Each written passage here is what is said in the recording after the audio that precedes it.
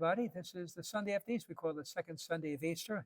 That make it April 27th already. Also Divine Mercy Sunday. Just a little plug. We have a Divine Mercy service at 3 o'clock. But I'd like to look at our first readings from the Acts of the Apostles. Typically on Sundays, right, we have three readings. One from the Old Testament, one from the New Testament, usually the letters of Paul, typically, and then the Gospel. But during the Easter season, from now to Pentecost Sunday, the first reading is not from the Old Testament, but it's from the Acts of the Apostles, which is the birth, the beginning of the church, quite exciting. So I'll read from chapter 5.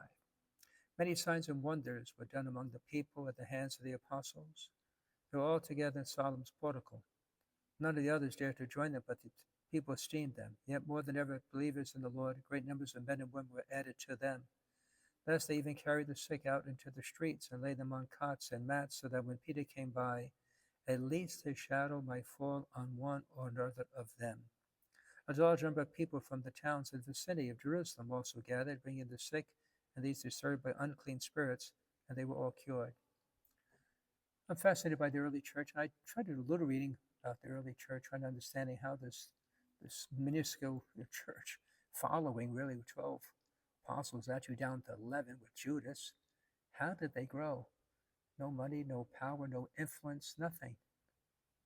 They're being persecuted, put to death, and yet, here they are.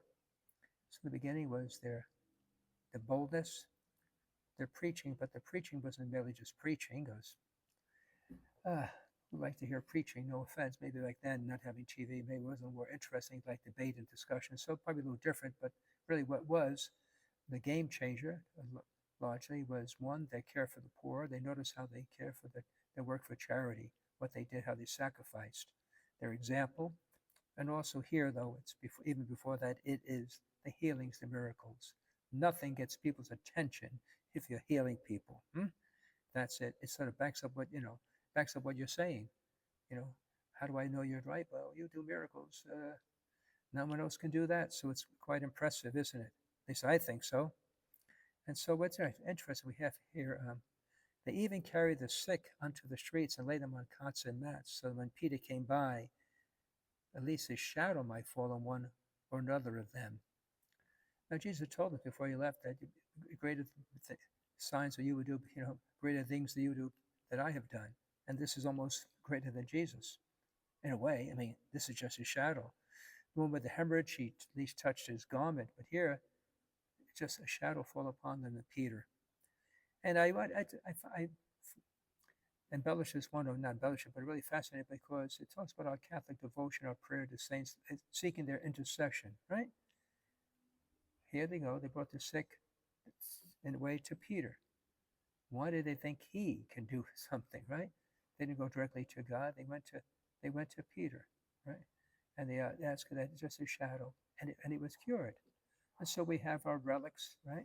We have our relics, bones of saints, intercession, cloths. And there's something powerful about that. God works through the material, because we are material beings, by the way, right? We like to see, touch, smell something. But this is fascinating. Just a shadow, right? They just landed in the street and people were healed. And they brought the sick and disturbed by unclean spirits, and they were all cured now. Not just some, not most. It says all were cured.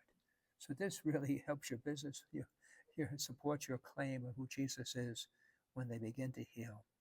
So you get a chance, read the Acts of the Apostles, see how the early church grew, the fantastic things, how God's Spirit worked, and have a yearning that same Spirit may work today, because I think God still heals.